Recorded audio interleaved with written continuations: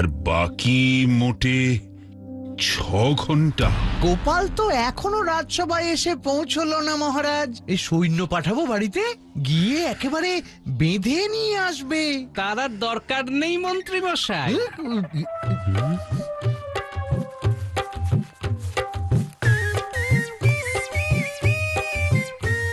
তোমার হাতে ওটা কি গোপাল? আগে সাঁড়াশি। তা কোন আনন্দে? আগে চোর ধরার আনন্দে।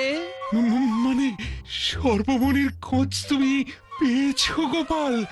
কোথায় কোথায় আছে আমার সর্বমণি? কোথায়?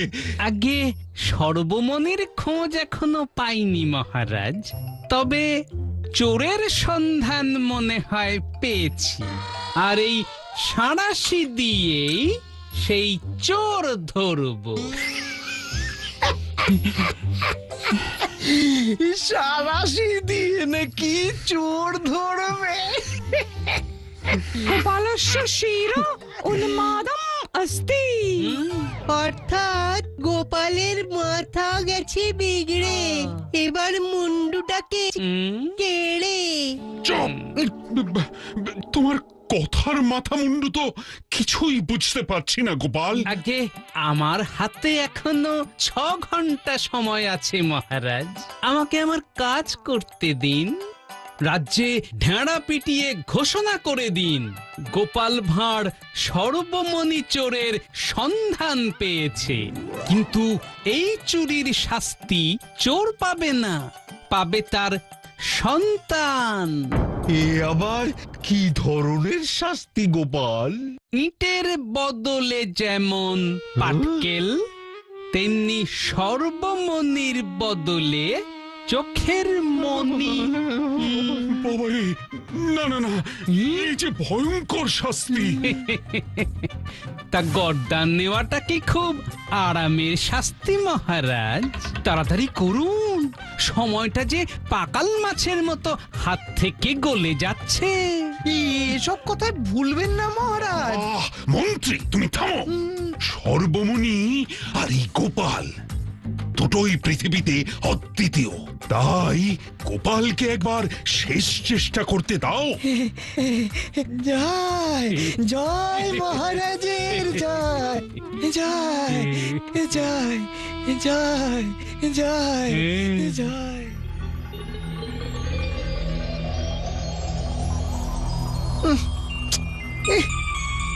এত করে ঘেঁটে দেওয়ার পরও গোপাল যে কি করতে চাইছে কিচ্ছু বুঝতে পারছি না।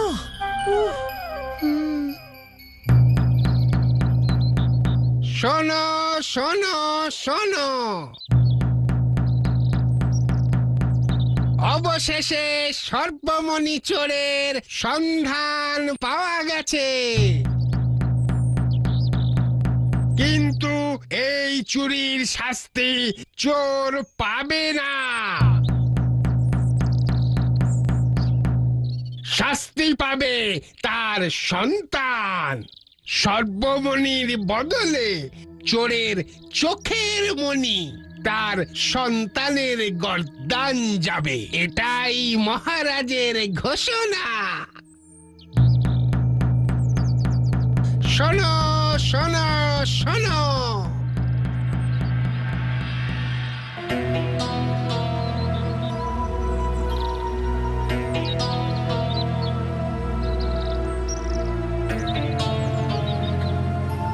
তাড়াতাড়ি পা চালা খোকা, তোকে তোকে রাজ্যের সীমানা পার করে দিতে পারলেই আমার শান্তি। আমরা পালিয়ে যাচ্ছি কেন মা? মা হয়ে ছেলের নির্মম শাস্তি আমি দেখি কিভাবে বল?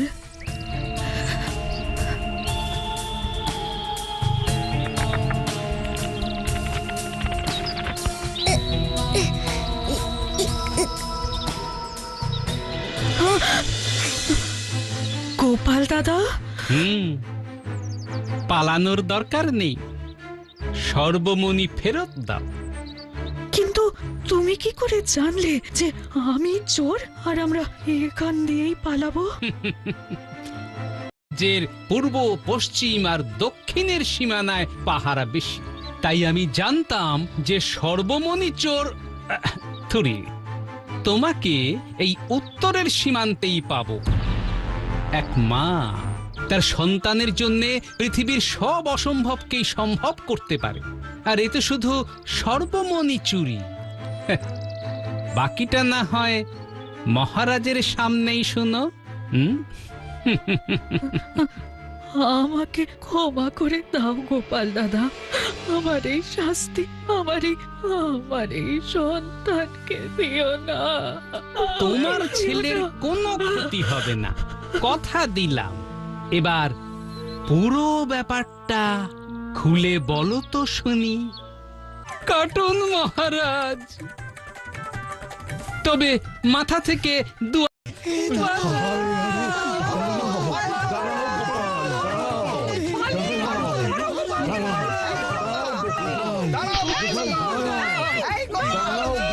হচ্ছেটা কি? কাটুন কাটুন মহারাজ, তবে মাথা থেকে 2 আঙ্গুল ছেড়ে কাটবেন।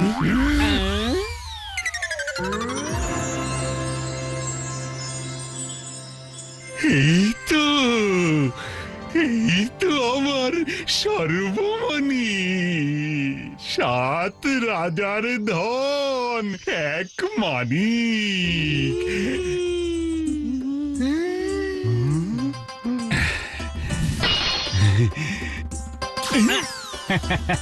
এত তাড়াতাড়ি দেব না মহারাজ, সবে তো গল্পের ভূমিকা, এখনো অনেক কাজ বাকি আছে। কি কাজ গোপাল?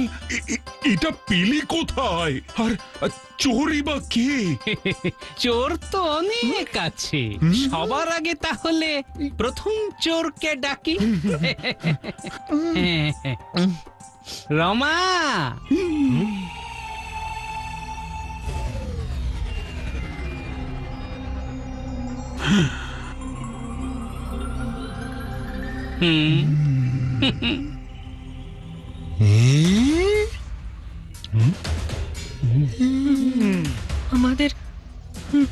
আমাদের ক্ষমা করে দিন মহারাজ। হীরা! ব্যাস ব্যাস ব্যাস ব্যাস, চোর ধরা পড়েছে, খেল খতম, পয়সা হজম। এই মহিলা আর তার সন্তানকে অন্ধকার কারাগারে নিক্ষেপ করে দেওয়া হোক। দাঁড়ান, চোর একজন মহিলা নন, মানে? চোর একজন মা, আর মায়ের কোনো শাস্তি হয় না। এসব কি বলছো গোপাল? আমি নয়, এবার মা নিজের মুখেই বলুক। রমা, এবার নির্ভয়ে সবটা খুলে বলো তো। বাধ্য হয়ে সব করেছি মহারাজ। গত 1 মাস ধরে আমার খোকার খুব জ্বর, কত পাচন খাইয়েছি, কিছুতেই জ্বরে সারে না। শেষে বাধ্য হয়ে রাজবৈদ্য মশাইয়ের কাছে যাই। অনেক করে পা ধরে অনুরোধ করলাম, কিন্তু উনি আমার খোকাকে দেখতে এলেন না। কেন? বললেন উনি মহারাজের বৈদ্য, অন্য রোগী দেখবেন না। আর এদিকে আমার ছেলেটা প্রায় মরতে বসেছিল। যখন সব আশা ছেড়ে দিয়েছি, তখন ওই ঘোষকের মুখে শুনলাম এই আশ্চর্য সর্বমণির গুণ। তাই ওই দিন সর্বমণির চাক্ষুষ করতে এসে আমি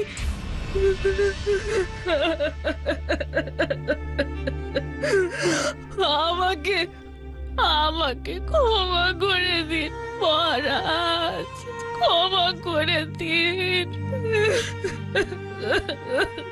বৈদ্য কি করে তার রোগীদের জীবন করবে আসান, যদি তার মনই হয় পাষাণ? ছি ছি রাজবৈদ্য, ইচ্ছে করছে এই মুহূর্তে তোমাকে ঘাড় ধরে এই প্রাসাদ থেকে বার করে দিই।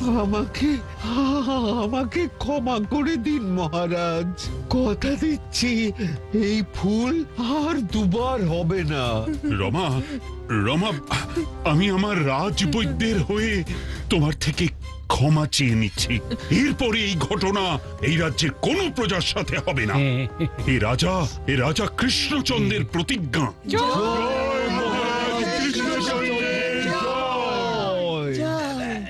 এবার আমার একটা প্রশ্ন করার আছে মহারাজ। বলো কি প্রশ্ন?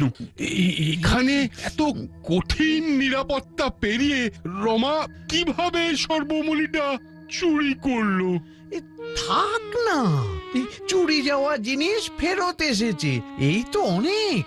আজ যে বড় খুশির দিন। মহারাজ, এই আনন্দে আমার বেতনটা একটু ওই বেতন না শাস্তি কোনটা বাড়বে সেটা একটু বাদেই বোঝা যাবে।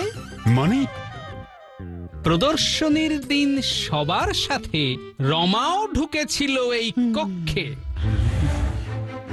চলো চলো সব, চলো চলো চলো চলো চলো। সবাই বেরিয়ে যেতেই সে লুকোনো জায়গা থেকে বেরিয়ে যেই সর্বমণি তুলে নেয় তখনই দেখে বটা আর ঘটা ঘরে ঢুকছে। তাই সে সর্বমণি নিয়ে টেবিলের তলায় লুকিয়ে পড়ে আর শোনে। এখনো এখানে দাঁড়িয়ে আছিস? সর্বমণি কোথায় রাখলি? আমাদের উপর একটু বিশ্বাস রাখতে পারতেন মন্ত্রী মশাই, আমাদের চুরির দায়িত্ব দিয়ে। ওরে বাবারে, ওরে বাবারে! সামনে দিয়ে বেরোনোর রাস্তা বন্ধ হয়ে যেতে দেখে রমা তখন প্রাণ ভয়ে জানলা দিয়ে পালানোর চেষ্টা করে।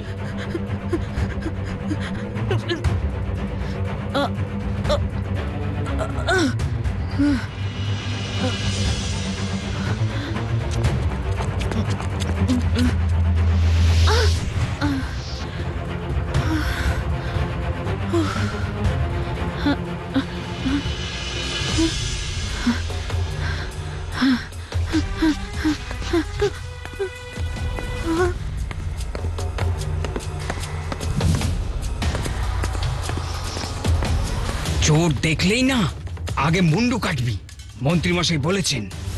সে আর বলতে, আমাদের রাজবাড়িতে চুরি। হ্যাঁ,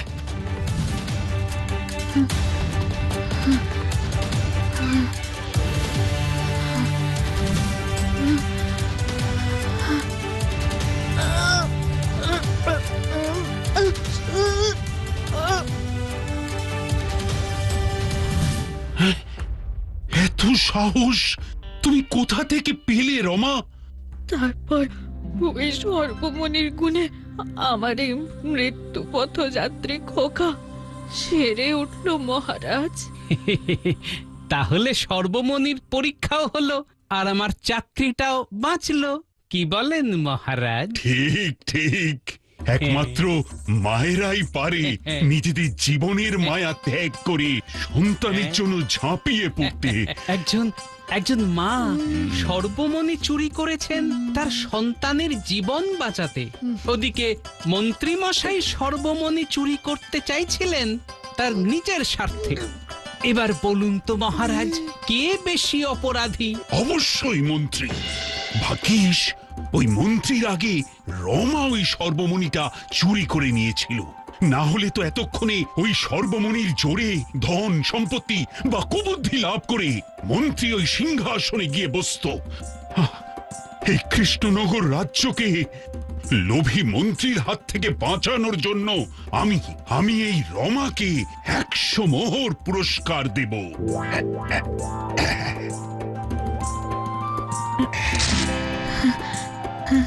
থাক থাক, সন্তানকে নিয়ে সুখে থাকো মা, সুখে থাকো। মহারাজের জয় হোক।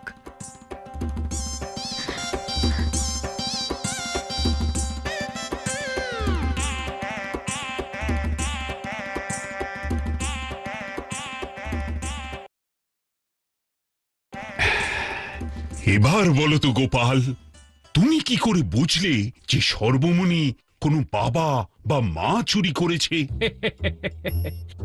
মহারাজ, আপনার রাজত্বে প্রজারা বেশ সুখেই আছে। সর্বোপরি তারা তো কেউ চোর নয়। সর্বমণির চুরি যে পয়সা বা বুদ্ধির জন্য নয়, সেটা বুঝতে একটু সময় গেলেও এটা বুঝলাম যে চুরির কারণ স্বাস্থ্য হতে পারে। তারপর তাহলে এবার মন্ত্রী মশাই